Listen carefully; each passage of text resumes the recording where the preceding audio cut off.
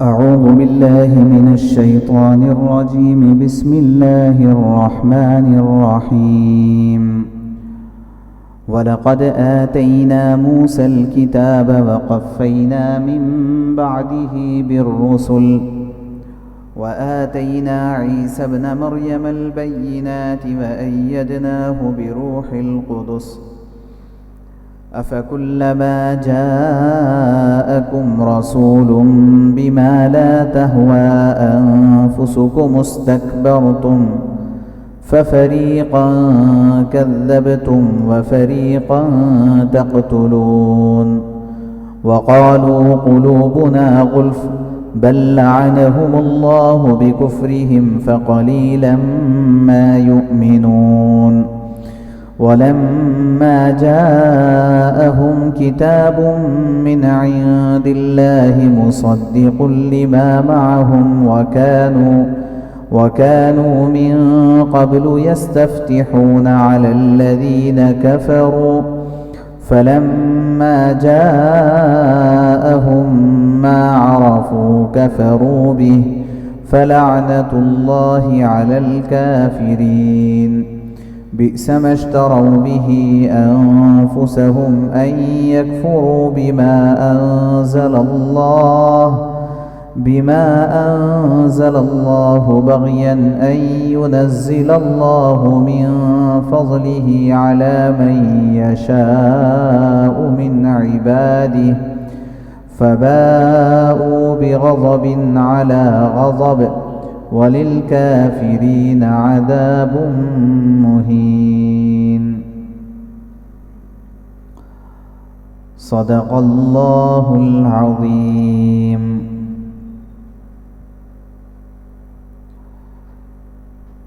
یہ سورہ بقرہ رکوع نمبر 11 آیت نمبر 87 سے آیت نمبر 90 تک کی تلاوت کی گئی ہے. جیسے پہلے بھی بات آ چکی ہے کہ سورہ بقرہ میں بہت تفصیل کے ساتھ اللہ تبارک و تعالیٰ نے یہودیوں کا اور ان کی بے راہ رویوں کا ذکر کیا ہے. اور یہودی دراصل ان کا مذہبی نام ہے اور انہیں بنی اسرائیل خاندانی نام کے طور پر بنی اسرائیل سے یاد کیا جاتا ہے. چونکہ حضرت یعقوب علیہ السلام کی اولاد میں تھے اور حضرت یعقوب علیہ السلام کا دوسرا نام اسرائیل تھا تو وہ خاندانی نام بنی اسرائیل اور مذہبی نام یہودی. یہاں پر اللہ تبارک و تعالیٰ نے یہودیوں کی اور چند ایسی صفات کا ذکر کیا ہے کہ جو ان کے ہدایت لانے میں رکاوٹ بنی ہے.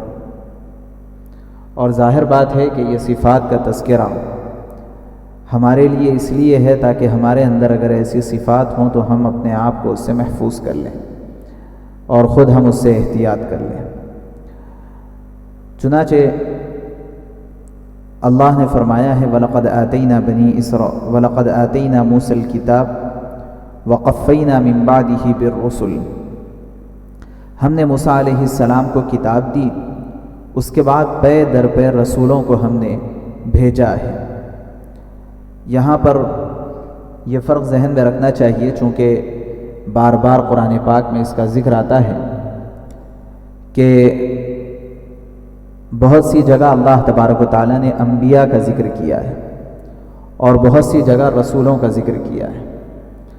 رسول اور نبی کے اندر تھوڑا سا فرق ہوتا ہے کہ نبی ایک عام لفظ ہے کہ ہر وہ اللہ کے ولی جن کے اوپر وحی آتی وہ نبی ہے.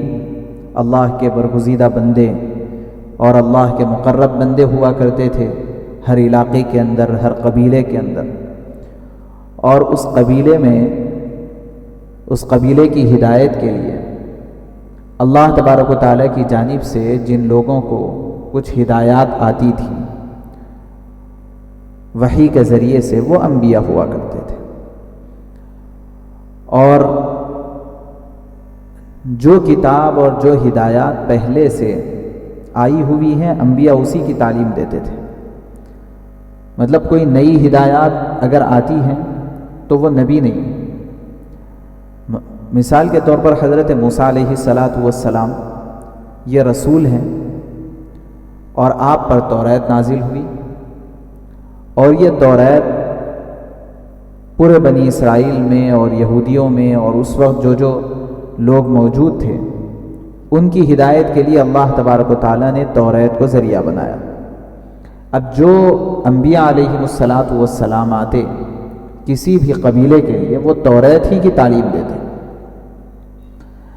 یہ جو نبی ہے جن کے اوپر وحی آ رہی ہے، اگر اللہ تبارک و تعالیٰ نے خاص طور سے اس نبی کو کسی قوم کی طرف بھیجا تو یہ ہو گئے میسنجر، مطلب بھیجنا۔ ارسل یرسل ارسالا کے معنی ہے بھیجنا، اسی سے بنا ہے رسول۔ جیسے حضرت موسیٰ علیہ السلام کو اللہ تبارک و تعالیٰ نے فرعون کے پاس بھیج دیا، اذهب الى فرعون انه طغى، تو اب موسیٰ علیہ السلام ہو گئے رسول۔ حضرت عیسیٰ علیہ السلام پر مستقل کتاب نازل ہوئی تو حضرت عیسیٰ علیہ السلام ہو گئے رسول۔ نبی اکرم صلی اللہ علیہ وسلم پر مستقل شریعت نازل ہوئی تو رسول اللہ صلی اللہ علیہ وسلم ہو گئے رسول۔ حضرت داؤد علیہ السلام پر زبور نازل ہوئی، مستقل شریعت، تو حضرت داؤد علیہ السلام ہو گئے رسول۔ تو یہ انبیاء اور رسول یہ دونوں میں تھوڑا سا فرق ہے۔ انبیاء تو بہت سارے ایسے رہے ہیں جن کو ان کی قوم نے ظلم کرتے کرتے کرتے ان کو قتل بھی کیا ہے، لیکن جو رسول ہوتے تھے ان کے ساتھ اللہ تبارک و تعالیٰ کی بڑی خاص مدد۔ یہ ستائے تو جاتے تھے لیکن قتل نہیں کیے جا سکتے تھے، تو اس وجہ سے یہاں اللہ تبارک و تعالیٰ نے فرمایا ہم نے موسیٰ علیہ السلام پر کتاب بھیجی، وَقَفَّيْنَا مِن بَعْدِهِ بِالرُّسُلِ، اور ہم نے اس کے بعد بہت سارے رسولوں کو بھیجا ہے۔ اب یہاں سوال یہ پیدا ہوتا ہے کہ موسیٰ علیہ السلام تو رسول تھے، اور اس کے بعد جو آئے ہیں بنی اسرائیل میں وہ تو انبیاء تھے، وہ تو رسول نہیں۔ اس کے بعد تو حضرت عیسیٰ علیہ السلام ہی تشریف لائے، تو اس کا کیا مطلب ہے؟ تو اس کا جواب یہ ہے کہ اس کے بارے میں تفسیر کا ایک اصول ہے، اذا اجتمع تفرق و اذا تفرق اجتمع، کہ جب ان دونوں کو نبی اور رسول کو علیحدہ علیحدہ کہیں پر اس کا ذکر کیا جاتا ہے تو یہ علیحدہ علیحدہ معنی اس کے مراد ہوتے ہیں، اور جب ایک ہی جگہ پر ذکر کیا جائے تو بعض جگہ رسول سے نبی بھی مراد ہوتے ہیں۔ تو یہاں پر وَقَفَّيْنَا مِن بَعْدِهِ بِالرُّسُلِ کہا گیا ہے کہ حضرت موسیٰ علیہ السلام کے بعد بہت سارے رسولوں کو پے در پہ بھیجا، یعنی بہت سارے انبیاء کو ہم نے پے در پہ بھیجا ہے، یکے بعد دیگر۔ وَآتَيْنَا عِيسَى ابْنَ مَرْيَمَ الْبَيِّنَاتِ، اور ہم نے عیسیٰ ابن مریم کو بہت ساری نشانیاں دی ہیں، اور ان نشانیوں میں سے ایک خاص نشانی یہ بھی تھی وَأَيَّدْنَاهُ بِرُوحِ الْقُدُسِ، روح القدس یعنی حضرت جبرائیل علیہ السلام کے ذریعے سے ان کے تائید کا نظام بھی بنایا۔ حضرت روح القدس یعنی حضرت جبرائیل علیہ السلام اہتمام سے حضرت عیسیٰ علیہ السلام کی مدد کے لیے رہا کرتے تھے۔ أَفَكُلَّمَا جَاءَكُمْ رَسُولٌ بِمَا لَا تَهْوَىٰ أَنفُسُكُمْ اسْتَكْبَرْتُمْ، تو جب بھی کوئی رسول تمہارے پاس وہ چیز لے کر آیا، مخاطب کون ہے؟ بنی اسرائیل۔ جب بھی کوئی رسول تمہارے پاس وہ چیز لے کر آیا جس کو تمہارا دل نہیں چاہتا تھا، استکبرتم، تو تم نے تکبر کیا، فَفَرِيقًا كَذَّبْتُمْ، پھر ایک جماعت کو جھٹلایا، وَفَرِيقًا تَقْتُلُونَ، اور ایک جماعت کو تم نے مار ڈالا۔ ہوا کیا کہ جب یہ لوگ آپس میں جھگڑے ہوا کرتے تھے، مدینہ منورہ میں اوس اور خزرج کے درمیان لڑائیاں ہوتی تھی بہت ساری۔ یہودیوں کے بعض قبائل اوس سے ملے ہوئے تھے اور یہودیوں کے بعض قبائل خزرج سے ملے ہوئے تھے، لیکن یہ وہاں کے رہنے والے تھے نہیں اور بزدل بہت ہو گئے تھے۔ اس کے نتیجے میں اکثر و بیشتر ایسا ہوتا کہ یہ مار کھاتے اور شکست کا سامنا کرتے. تو جب ایسی صورتحال پیش آتی تو وہ لوگ آپس میں مشرکین مدینہ کو یہ کہتے تھے کہ اچھا ٹھہرو، آج تو ہم ہار گئے، آج تو تم جیت گئے، لیکن کچھ دنوں کے بعد ایک رسول آنے والے ہیں، ان کے ساتھ مل کر کے جب ہم جنگ کریں گے تو ہم تم پر فتح پا جائیں گے، یہ کہا کرتے تھے. اور مدینے کے جو لوگ تھے، مدینے کے شہری، یہ یہودیوں سے بہت سی مرتبہ یہ جملہ سنے ہوئے تھے کہ ہمارے ایک رسول آنے والے ہیں، جب وہ آ جائیں گے تو اس کے بعد ہم تم پر غالب ہو جائیں گے.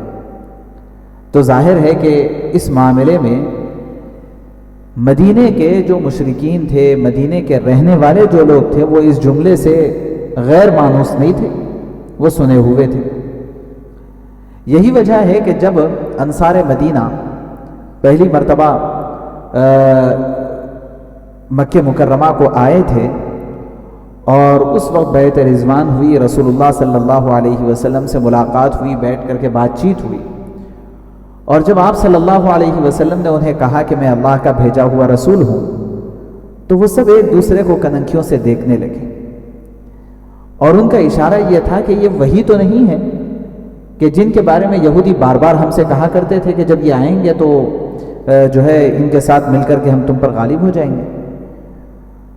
تو ان کو اطمینان ہو گیا کہ رسول اللہ صلی اللہ علیہ وسلم وہی رسول ہیں جن کا تذکرہ تورات میں ہے اور جس کا حوالہ یہودی دیا کرتے تھے. چنانچہ یہ فوری اسلام لے آئے اور وہاں جا کر کے مدینہ منورہ میں تبلیغ انہوں نے شروع کر دی.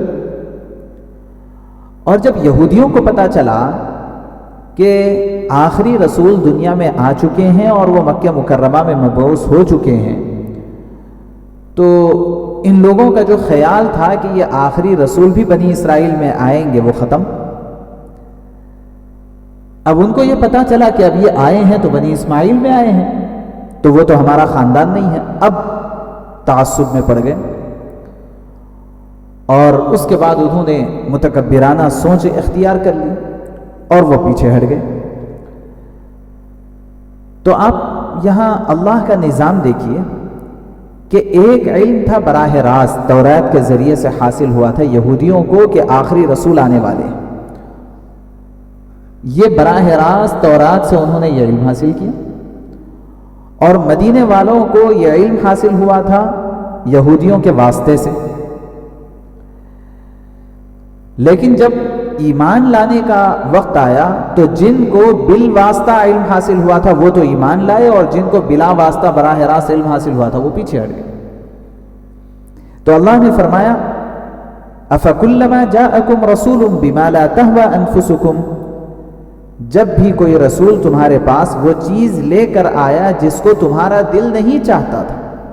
ان کا دل چاہتا تھا کہ بنی اسرائیل میں آئیں، یہ آ گئے بنی اسماعیل میں، تو تمہارا دل نہیں چاہتا تھا ایسی چیزیں. ایسے ہی وہ احکام جو احکام ان کے مزاج سے وابستگی نہیں رکھتے تھے بعض، تو ایسی باتیں لے کر کے کوئی آئے تو استکبرتم، تو تم نے تکبر کیا. ففریقا کذبتم، پھر ایک جماعت کو تم نے جھٹلا دیا. وفریقا تقتلون، اور ایک جماعت کو تم نے مار ڈالا، قتل و قتال کیا. اور کہا کرتے تھے وقالوا قلوبنا غلف، کس وجہ سے یہ ہدایت پر نہیں آئے یہودی؟ کیونکہ وہ کہا کرتے تھے کہ یعنی ان کی خوش فہمی تھی، خوش فہمی میں مبتلا تھے. یہ لوگ کہتے ہیں کہ ہمارے دل غلاف میں بند ہیں.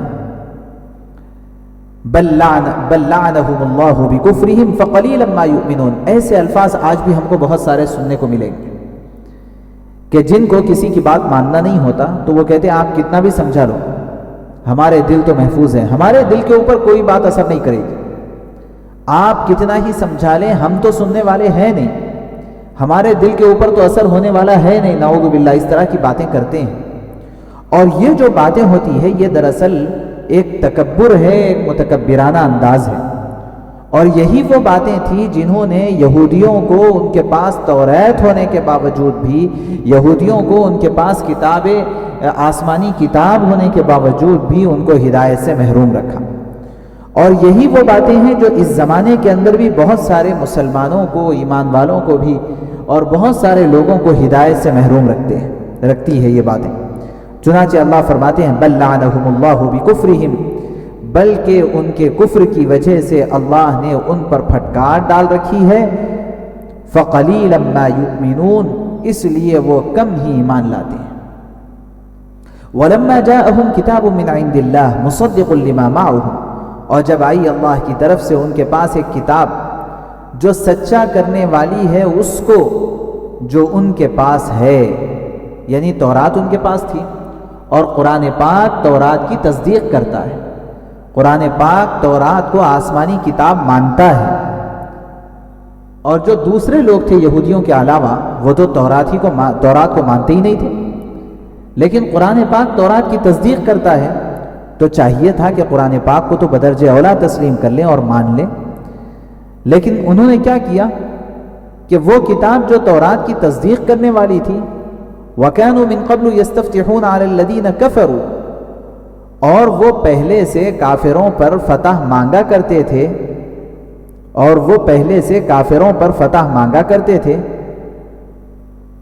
پھر جب آئی ان کے پاس وہ چیز جس کو انہوں نے پہچان رکھا تھا، فَلَمَّا جَاءَهُم مَّا عَرَفُوا، جب وہ کتاب ان کے پاس آ گئی، وہ ہدایت ان کے پاس آ گئی جس کو وہ پہچان رکھے تھے، كَفَرُوا بِهِ، انہوں نے اس کا انکار کر دیا، فَلَعْنَةُ اللَّهِ عَلَى الْكَافِرِينَ، پس اللہ کی لعنت ہے انکار کرنے والوں پر۔ بِئْسَ مَا اشْتَرَوْا بِهِ أَنفُسَهُمْ، کیسی بری ہے وہ چیز جس کے بدلے انہوں نے اپنی جانوں کا سودا کیا ہے، أَن يَكْفُرُوا بِمَا أَنزَلَ اللَّهُ بَغْيًا أَن يُنَزِّلَ اللَّهُ مِن فَضْلِهِ عَلَى مَن يَشَاءُ مِنْ عِبَادِهِ، کہ وہ انکار کر رہے ہیں اللہ کے اتارے ہوئے کلام کا اس ضد کی بنا پر، ہٹ دھرمی کی بنا پر، کوئی وجہ نہیں ہے، کوئی معقولیت نہیں ہے، کہ کوئی لاجک نہیں ہے، کیوں نہیں مانتے ہو بھئی؟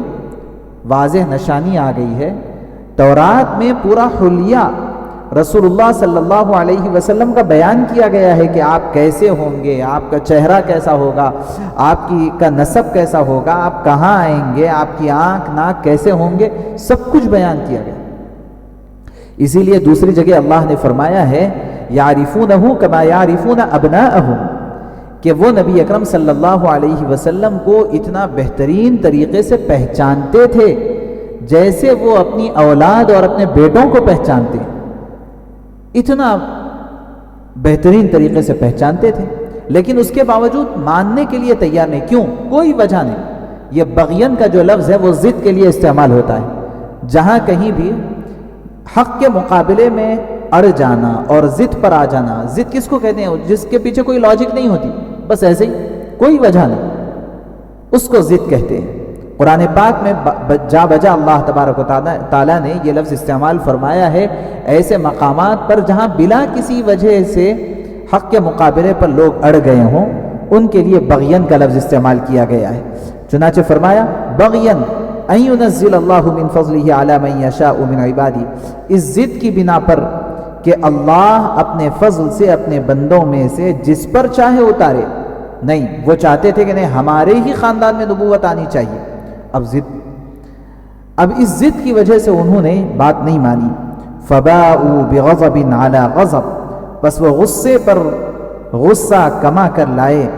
وللکافرین عذاب مہین، اور انکار کرنے والوں کے لیے ذلت بھرا عذاب ہے۔ اس سے پتہ چلا کہ عذاب ہمیشہ ذلت بھرا نہیں ہوتا۔ بہت سی مرتبہ عذاب ذلت کے لیے، کسی قوم کی ذلت کی وجہ سے عذاب آتا ہے، اور بہت سی مرتبہ عذاب آتا ہے کسی قوم کو گناہوں سے پاک کرنے کے لیے عذاب آتا ہے۔